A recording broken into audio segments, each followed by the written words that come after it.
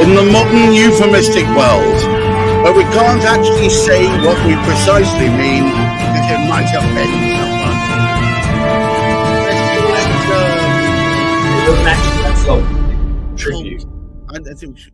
I think we should call it cold tickling. Oh, welcome, one and all. Willkommen, bienvenue to another live stream with myself, Gareth Wax of the Many Purple Hats, and of course, David Chernick, talking about modern sales. And today's topic is one that I used to talk a lot about in a previous incarnation when I used to run and manage a telemarketing agency, which is the gentle art of wedging open the doorway to a new company using the electric telephone.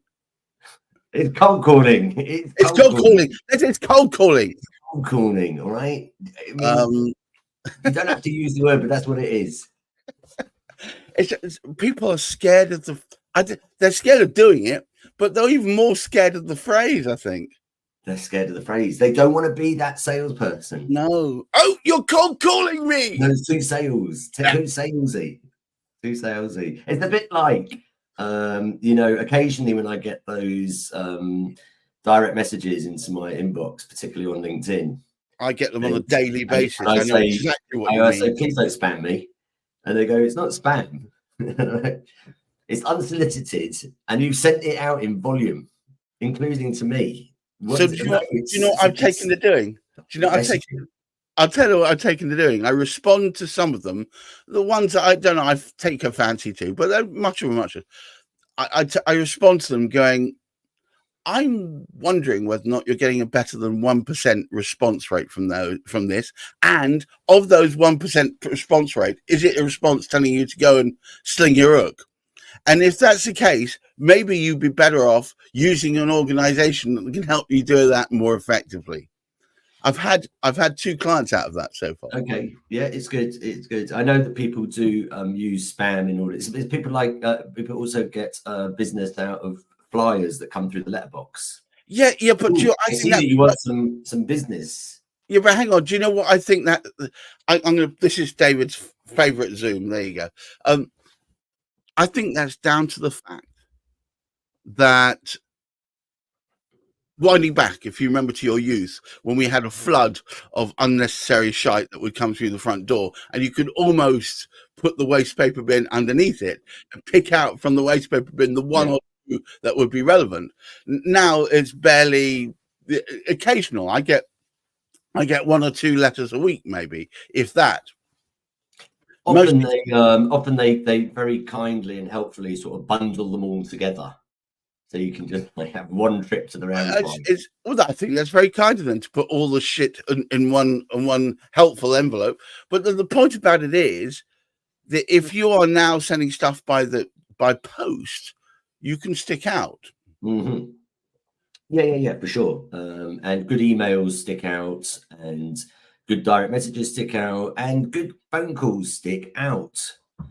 Now, it is cold calling, though.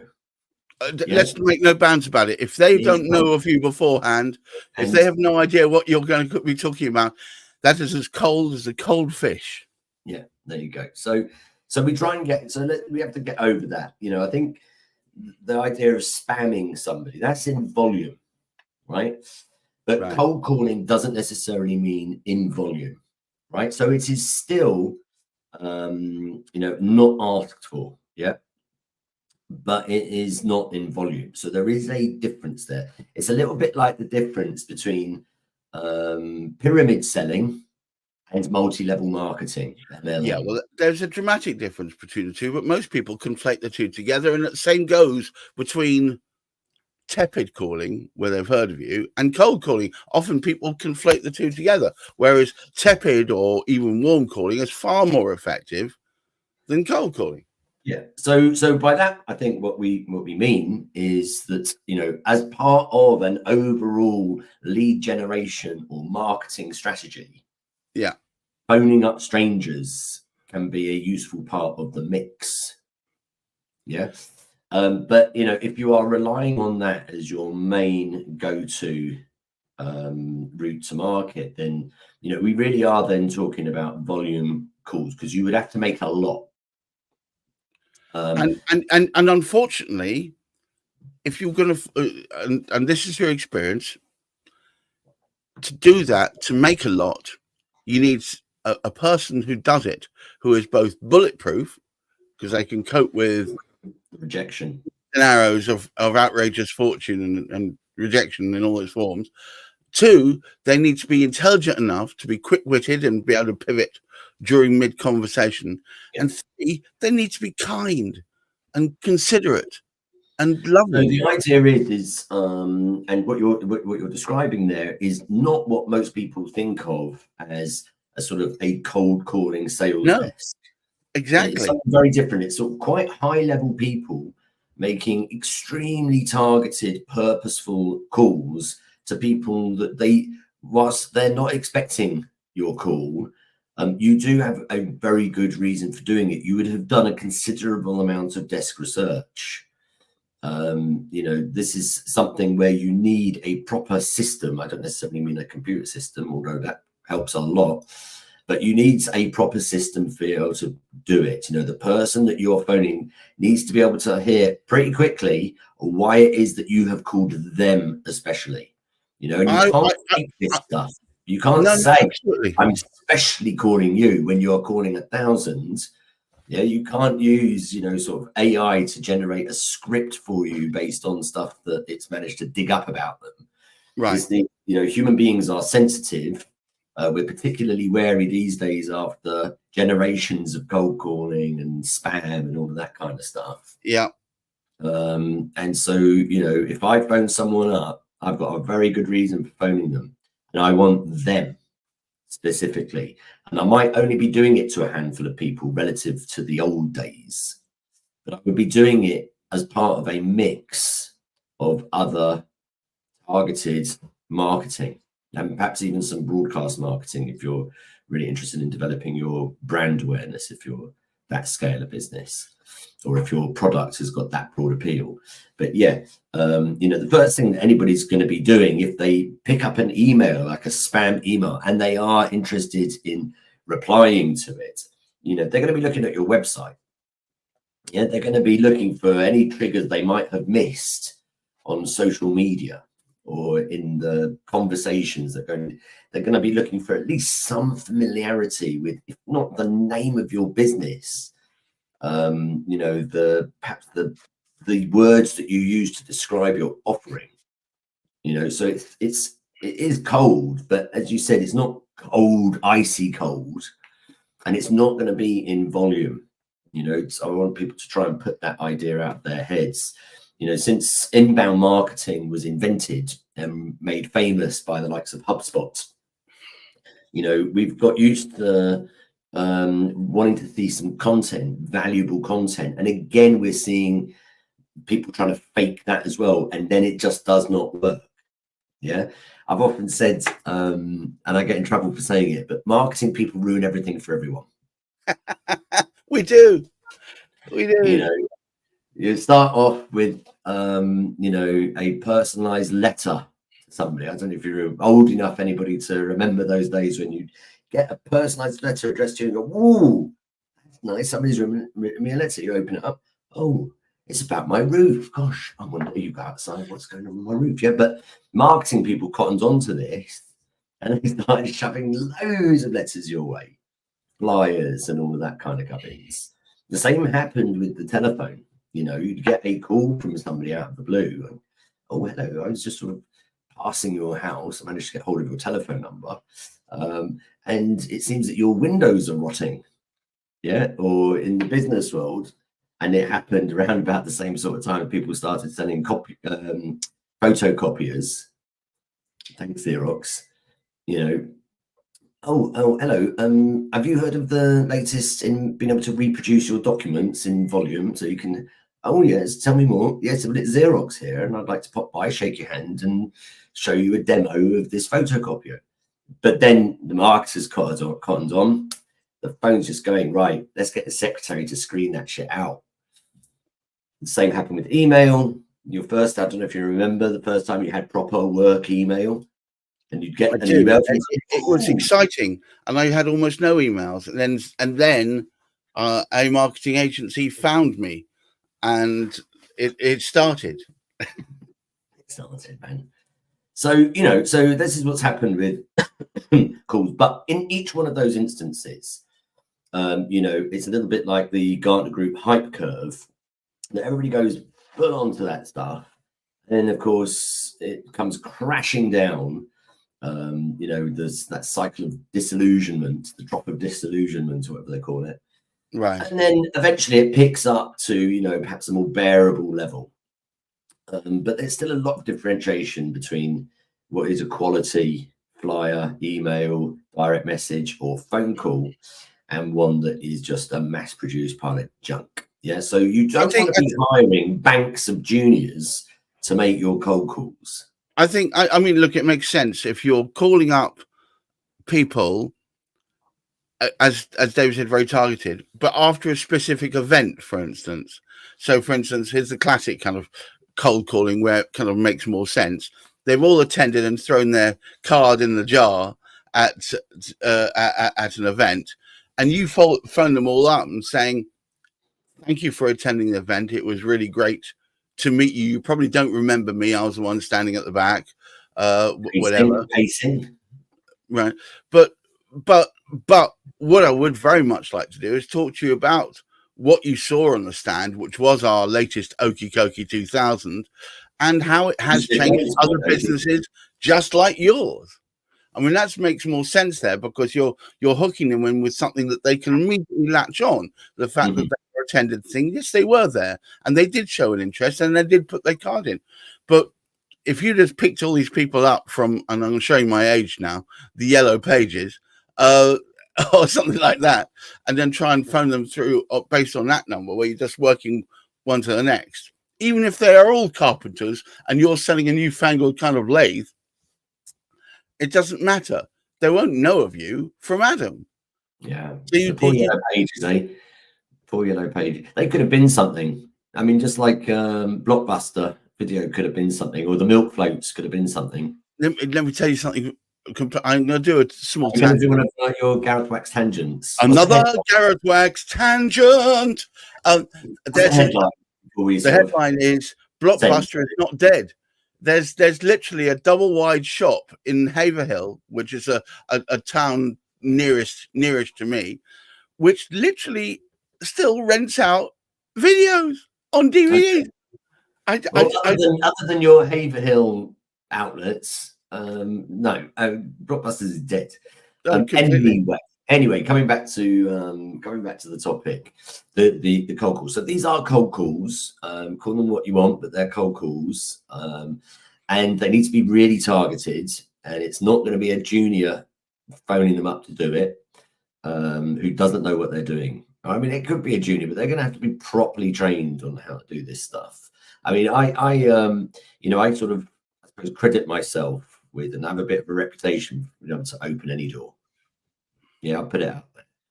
In fact, somebody the other day who's got a very ambitious project in the music industry, right, sent me 3 names that he really would want as his investors. He knows exactly why they would be up for it. There's a really good match. They're difficult people to get hold of, and he wants me to see if I can help him get hold of them.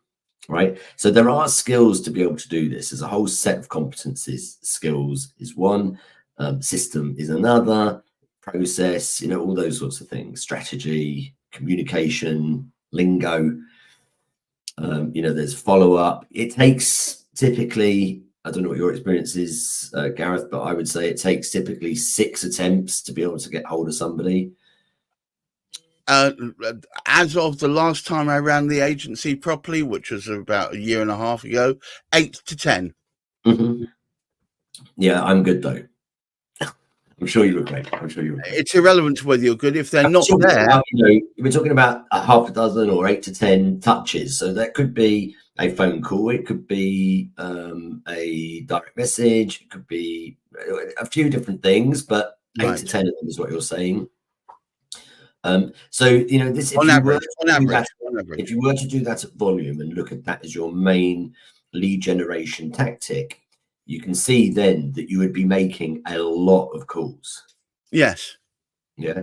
Yes. But if you have, a handful of people that are just right for you, and you really want to get hold of them, then it's not going to be a huge number of calls in total. But you are going to have to do your press ups, put in the groundwork, do the grinds, get hold of those people, right?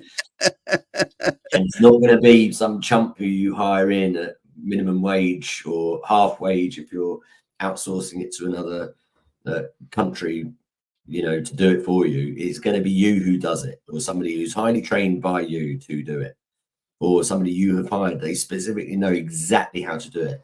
I mean, I had a client left me last year, and they had managed to hire at low cost 2 or 3 people to do this for them. 2 or 3 very experienced cold callers, highly educated. They, as was reported to me after the event, they between them made thousands of calls. Yeah. They were properly phone bashing. They had almost zero success. And they were armed with a good script. But can you identify where they fell down, for instance, in that respect? They were doing it like spam. They were doing it in a very untargeted way, without very specific research on each person. So blunderbuss style. So scattergun. Scattergun.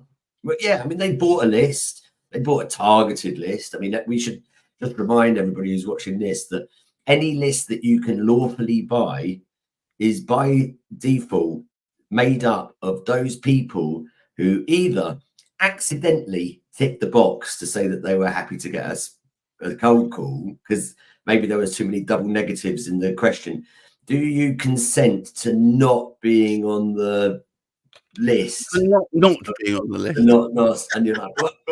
I'm ticking the box because I don't want the calls, and they get the calls. Either them, or it's people who, for some reason want to get spammed and overridden with cold calls, and neither of those are going to be wanting to, become your client. It's rare that a list that you buy has any more than 40% of usable data on it straight off. And when I say usable, they're not dead. They haven't gone away. They haven't changed their name by deed poll, or they haven't changed position and are replaced by someone who is not even part of the same business unit you thought they were.